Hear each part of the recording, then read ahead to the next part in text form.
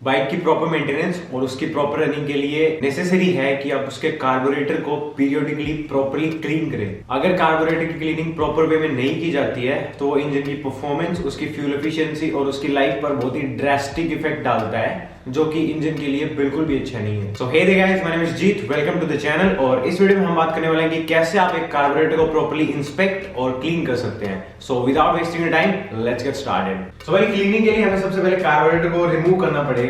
तो बाइक्स में fuel tank के नीचे कार्बोरेटर आता है। I can't show you because ये सारी फ्यूल इंजेक्टेड बाइक्स हैं। और स्कूटर्स जो हैं उनमें जो स्टोरेज बॉक्स कंपार्टमेंट होता है आपका, उसके नीचे आपको अपना कार्बोरेटर मिलेगा। तो उसको रीच करने के लिए जो भी पैनल्स आपको निकालने हैं, सबसे पहले उन पैनल्स को खोलते हैं and then we will remove the carburettor.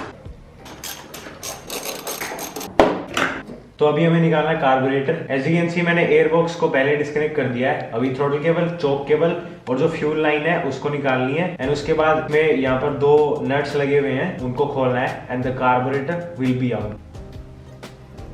तो अगर नीडल टाइप कार्बोरेटर है तो उसमें मेक श्योर कि आप नीडल को अच्छे से कवर करके साइड में कर दें, बिकॉज इसके डैमेज होने के चांसेस बहुत रहते हैं।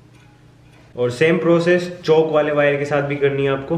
And now let's disconnect the fuel line. अगर ये इजीली नहीं निकल रही है तो आप इसको ट्विस्ट करने की ट्राई करें और फिर इसका निकलना इजी हो जाएगा, just like that. And now let's remove the nuts. इस बोल्ट के आगे जो लॉक वॉशर था वो नीचे अंदर की साइड गिर गया है और ऐसी जगह काम आता है एक मैग्नेटिक टूल। अगर ये टूल नहीं होता तो मुझे इस वॉशर को निकालने में एजेस लग जाती। Now you can take out the carburettor. थोड़ा सा इसको बैक एंड फोर्थ मूव करना है and it will come off. तो अभी कार्बोरेटर को खोल लिया है और इसको एक सरफेस पे रखा है। अभी सबसे पहले इसकी डिसमेंटलिंग करनी है। तो सबसे पहले तो जो चीजें इजीली से निकल सकती हैं उनको निकालना है, जैसे कि ये गैस्केट निकल गया।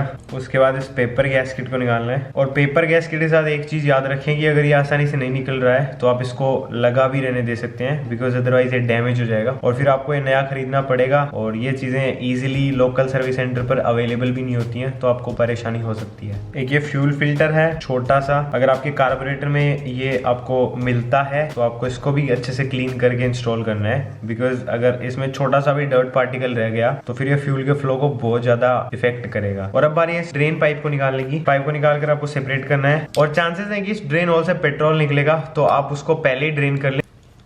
और उस स्क्रू को निकालने के बाद जितना भी फ्यूल इसमें से निकलता है उसको आप एक कंटेनर में खाली कर दें। कार्बोरेटर को हर एंगल से टिल्ट करके देखें, जितना भी फ्यूल आप निकाल सकते हैं उसको निकाल लें, बिकॉज ये बाद में मेस क्रिएट करेगा जब आप इसको खोलेंगे। And it's done. तो अभी इसका ये पीछे वाला पोर्शन खोलना है, जिसके लिए चारों स्क्रूज को हमें रिमूव करना पड़ेगा।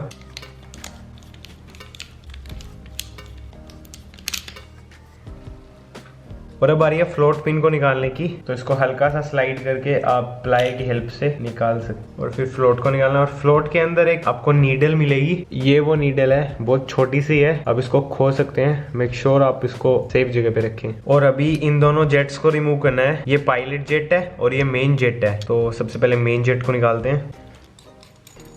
And now let's take out the pilot jet as well.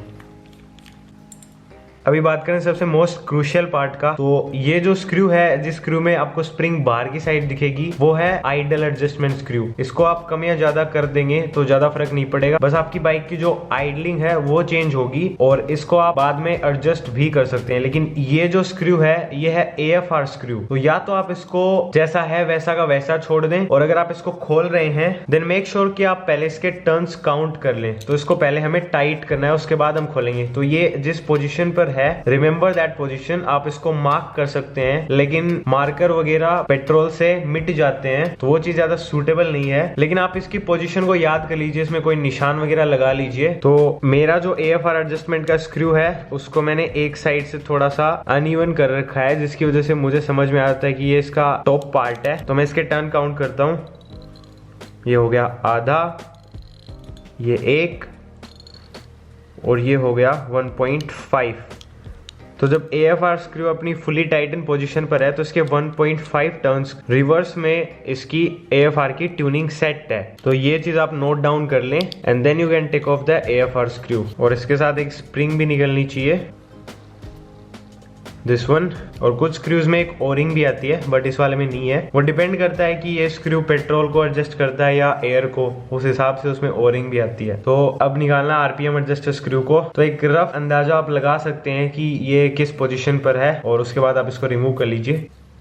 Just like that. And as you can see ये डस्ट स्क्रू के ऊपर लगी हुई है, तो इनको खोलकर क्लीन करना कितना इंपॉर्टेंट है आप समझ गए होंगे। तो अभी डिसमेंटलिंग की प्रोसेस पूरी कंप्लीट हो चुकी है, अब बारी आती है इंस्पेक्शन की। सो मेक श्योर कार्बोरेटर है वो आइडेंटिकल शेप में हो, इसमें कहीं भी कोई क्रैक्स वगैरह नहीं हो, और इसकी बॉडी में ज्यादा कुछ चेक करने वाली बात है नहीं। इसमें जितने भी ओरिंग्स और इसके जितने भी गैस्केट्स वगैरह हैं वो अपनी प्रॉपर शेप में हो, उनमें कोई डैमेज नहीं हो। अगर उनमें डैमेज है तो आपको फिर वो वाला पार्ट रिप्लेस करना पड़ेगा, और अगर कार्बोरेटर की बॉडी में डैमेज है तो फिर कार्बोरेटर को रिप्लेस करना पड़ेगा। तो दैट बीइंग असाइड, जो ड्रेन पाइप है वो अच्छी कंडीशन में होनी चाहिए। फ्लोट का जो एक्सटर्नल वाला कवर है उसका जो गैस्केट है वो भी प्रॉपर शेप में होना चाहिए, ये चीज आप अच्छे से चेक कर लें। उसके बाद आपको जो मेन जेट और पायलट जेट है इसको इंस्पेक्ट कर लें कि इसमें ज्यादा कोई डैमेज ना हो, and it will be good to go. Same process आपको उन सारे पार्ट्स के साथ करनी है जिनमें ओरिंग या कोई वेयर एंड टेयर होने वाला पार्ट है। सो मेक श्योर कि वो सारे प्रॉपर्ली हो। और अब बात करते हैं एक और इम्पोर्टेंट चीज की, जो की है फ्लोट पिन। तो मेक श्योर कि इसका ये वाला जो पोर्शन है ये सही शेप में हो। अगर ये रबर कटा हुआ है तो फिर आपका जो कार्बोरेटर है उसमें से पेट्रोल वेस्ट होने के चांसेस रहते हैं, और सो ये एक बहुत क्रूशियल पार्ट है। मेक श्योर आप इसको अच्छे से इंस्पेक्ट करें। और अब बात करते हैं क्लीनिंग की। तो क्लीनिंग के लिए आप थ्रोटल बॉडी क्लीनर यूज कर सकते हैं, या फिर आप नॉर्मल पेट्रोल भी यूज कर सकते हैं। अगर आप इस पर स्पेंड कर सकते हैं तो आई डेफिनेटली रिकमेंड कि आप थ्रोटल बॉडी क्लीनर यूज करें। लेकिन किसी भी रीजन से आप थ्रोटल बॉडी क्लीनर नहीं खरीदना चाहते हैं तो नो प्रॉब्लम, आप नॉर्मल पेट्रोल भी यूज कर सकते हैं। तो अभी सबसे पहले इन सबको क्लीन कर लेते हैं। तो एक क्विक टिप ये है कि जब भी आप पार्ट्स क्लीन कर रहे हैं तो क्लीनिंग करने के बाद आप इनको एक क्लीन सरफेस पे रखें, अदरवाइज इनको क्लीन करने का कोई फायदा नहीं है, बिकॉज ये अगेन डर्टी हो जाएंगे। और कार्बोरेटर के लिए छोटे छोटे डर्ट पार्टिकल्स बहुत ज्यादा अनहेल्दी हो सकते हैं, so keep that in mind, always work on a clean surface. और जब आप इसकी बॉडी को क्लीन कर रहे हैं तो इसमें छोटे छोटे जितने भी आपको होल्स दिखते हैं मेक श्योर आप उनको अच्छे से क्लीन करें, उनके अंदर से पेट्रोल या क्लीनर को ड्राइव आउट करें, जिससे कि जितना भी कंटेमिनेशन इनके अंदर अगर कलेक्ट हो रखे हैं तो वो बाहर निकल जाए। और एक बार जब आप इसको प्रॉपर्ली क्लीन कर लें then put it on the clean surface. और ऐसे इन सारी चीजों की क्लीनिंग करनी है।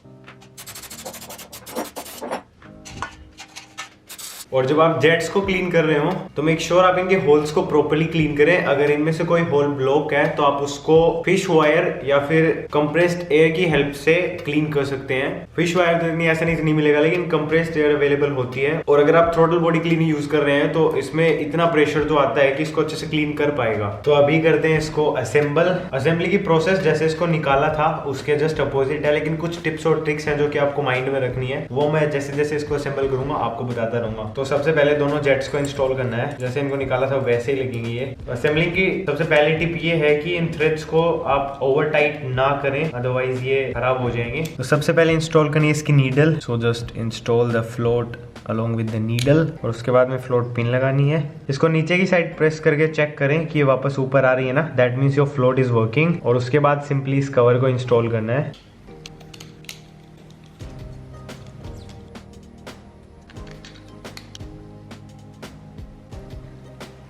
आरपीएम स्क्रू को बेसिकली एक बार ऐसे ही लगा के छोड़ दें, बिकॉज जब हम इसको बाइक में इंस्टॉल करेंगे उसके बाद हमें इसको ट्यून करना है। और अब इंस्टॉल करते हैं एएफआर ट्यूनिंग वाले स्क्रू को। तो इंस्टॉल द स्प्रिंग, और उसके बाद इसको पूरा टाइट करना है। और अब फुल टाइट पोजीशन के बाद इसके 1.5 टर्न रिवर्स करने हैं। तो ये हो गया आधा, एक, और ये हो गया 1.5। That's it. तो अभी करते हैं इसको बाइक में install.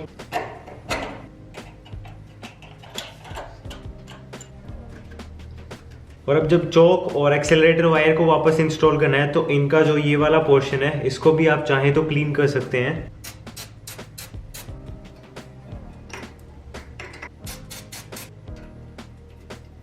So that's all guys. कुछ इस तरह से आप अपनी बाइक के कार्बोरेटर को इंस्पेक्ट और क्लीन कर सकते हैं। अभी बस मैं सारी चीजें वापस लगा देता हूं and we will be good to go. So that's about the video guys. As always जितने भी टूल्स और प्रोडक्ट्स मैंने यूज किए उनका लिंक आपको नीचे डिस्क्रिप्शन मिल जाएगा।